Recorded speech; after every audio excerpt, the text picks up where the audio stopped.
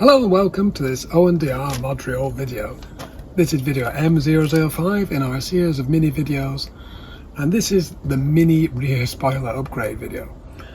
We're going to show you how we changed what was a standard Mini 1 rear spoiler to this a bit more sporty looking Cooper S spoiler, very easily and quickly.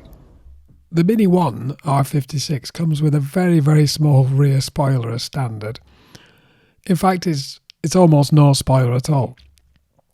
So it's very easy to retrofit the Mini Cooper S rear spoiler, and it definitely looks more like a spoiler, and it's a cheap and easy upgrade, as I say. Here's the before and after. The tools you need if you're interested in doing this: you need a ratchet, an extension, a 10mm socket, a trim tool, and an X screwdriver if you want to take the spoiler apart, which I'll come into later. So I'm going to split this video down into several sections or chapters as I do normally. First of all, we'll look at the fixing points of the spoiler to assist you in removal and not breaking parts.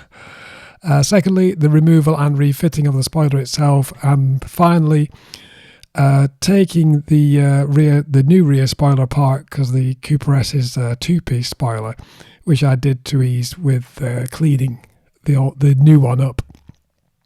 So first of all, the fixing points. Here's a top view from standard Mini 1 spoiler, and underneath reveals 3 locations and 5 fixing points.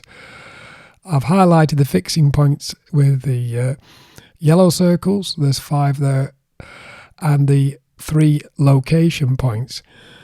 There are matching clearance holes and location points on the car itself.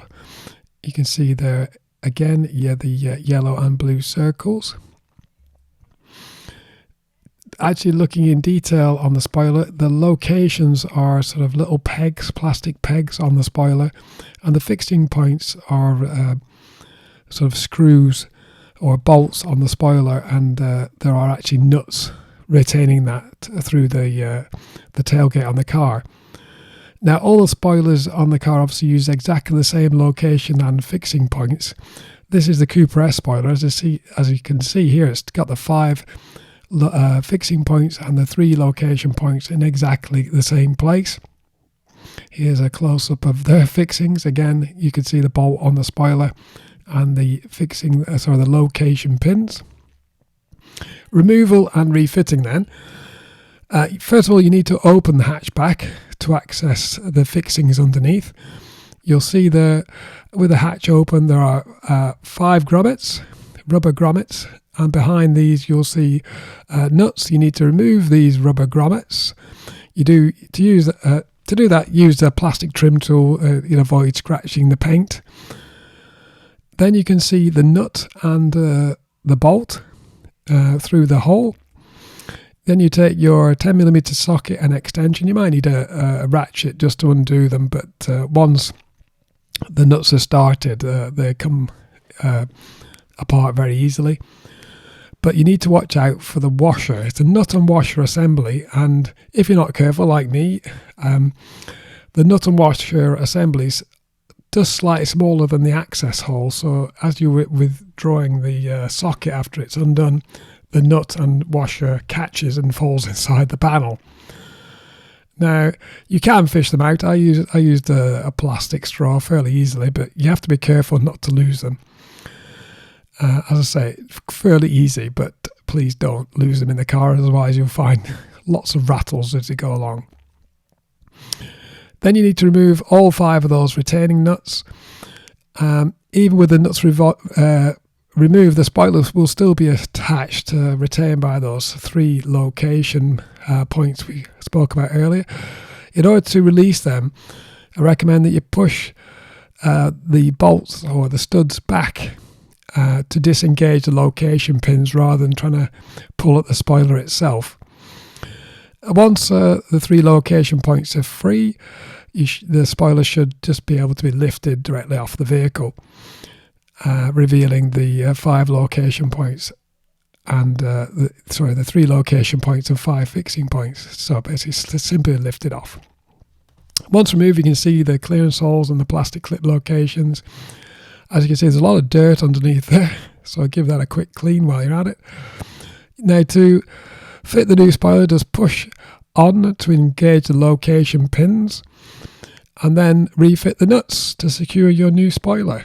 It really is as simple as that. Obviously, don't forget to refit your rubber grommets. And the new spoiler is fitted. Now, if you're interested in cleaning up the new spoiler, the Cooper S spoiler is actually made of 2 pieces. Here it is broken down.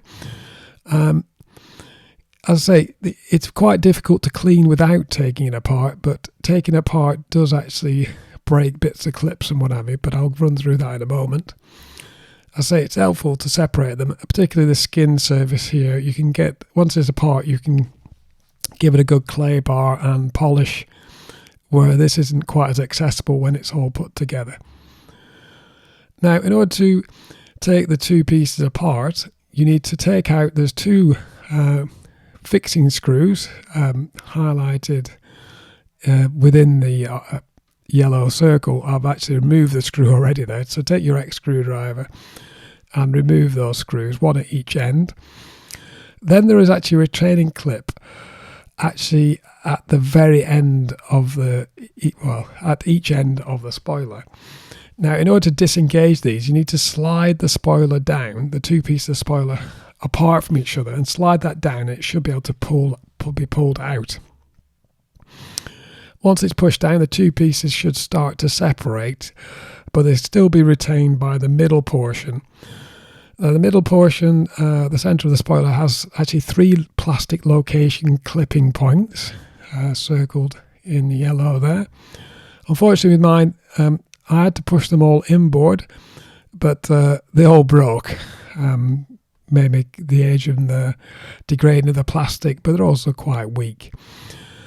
Then once you've done that, you need to release the clip on the other opposite end, as you did with the original end, to slide it down, and the end of the spoiler should come apart, and you've got your 2 pieces. As I say, you may break the clips, but it doesn't actually, those clipping points don't affect the spoiler once it's bolted down. You can see there's the bolting points are independent. Reassembly, as I say, is the reverse of disassembly. And here you have. So hopefully if you took it apart, you've put it all back together, you'll have a nice, clean, new look on your car. Okay, that's it. I hope you found that video interesting. If you like to do little upgrades, it's very simple to do this one. So good luck with that. Thanks very much for watching.